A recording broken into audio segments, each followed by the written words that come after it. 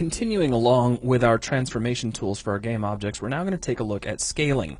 Now, just as we saw with rotation, a lot of the concepts that we're going to be discussing are common to moving, rotating, and scaling. But let's just take a look at this.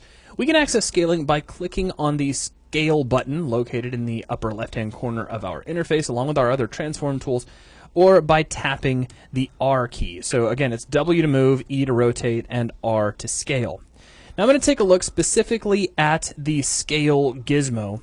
It has three axes that we can scale upon. We can scale in X with the red axis, Y, which is the green axis, or Z, which is the blue axis.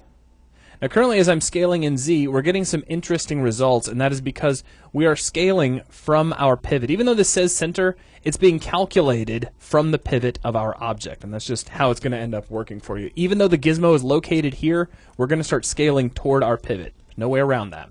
Now if we switch this over to pivot, then it makes a little more sense what's actually happening.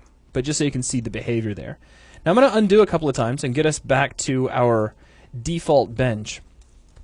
Now, I did show you the three axes, but there is one more right in the center, and that is your uniform scale cube.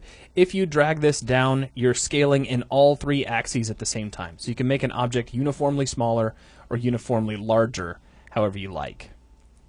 Now, if you take a look at the other two buttons, again, you saw a second ago where we can change the location of the gizmo to be at the center of the object or at the pivot.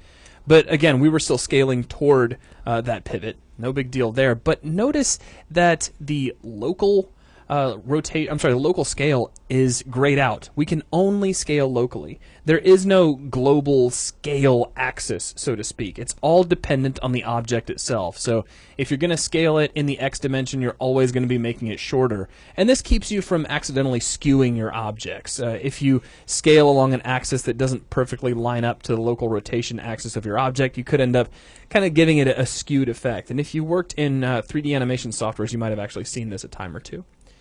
So that is a really quick look at scaling your objects, and that will wrap things up for this video. Thanks a lot.